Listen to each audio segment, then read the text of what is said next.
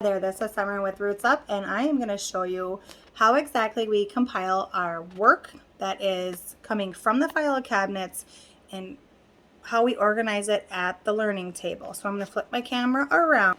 Okay, so you are seeing the file cabinet that's open right there. So once a week we will pull our weekly file, whichever we're on.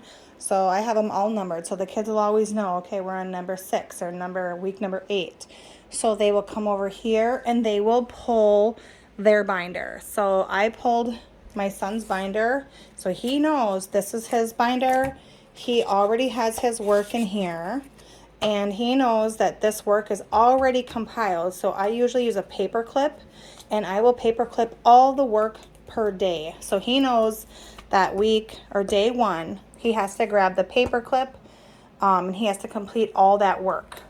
I have considered putting all of the work in one of these folders on the front side, and then the rest of the work over here, which I could potentially do. That's what I have these here for. So that's how we keep it. And then at the end of the week, this green folder goes back into the file cabinet and it gets stored in numerical order, so it'll go back in there empty.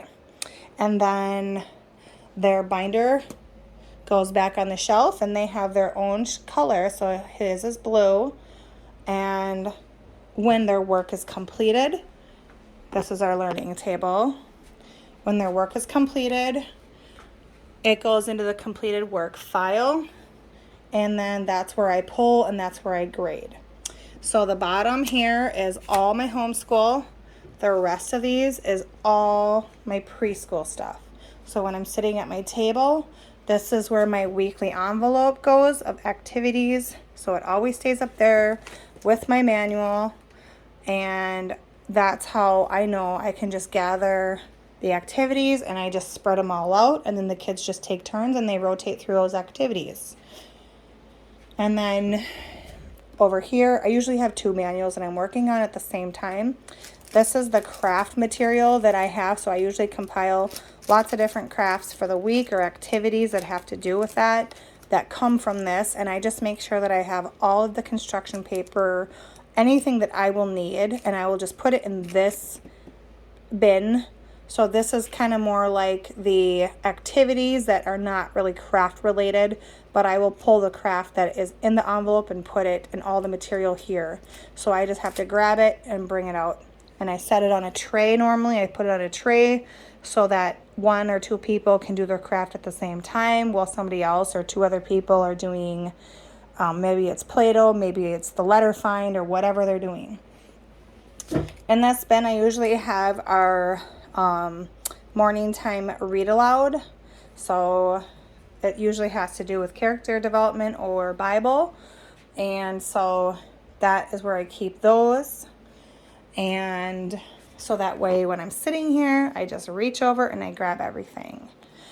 I will do a separate video of how I keep the rest of my stuff up here. It's kind of a big mess right now, but this is kind of like my teacher organization for all of my manuals, any of my grading material, remotes for anything that we have in the classroom, and yeah, I'll do a separate video on all of that. But as far as organization on materials and where I put them while we're working on them, that goes in there for my preschool. My manuals are in there as well. Usually just bring the manual down, plop it on the table. That way I can follow.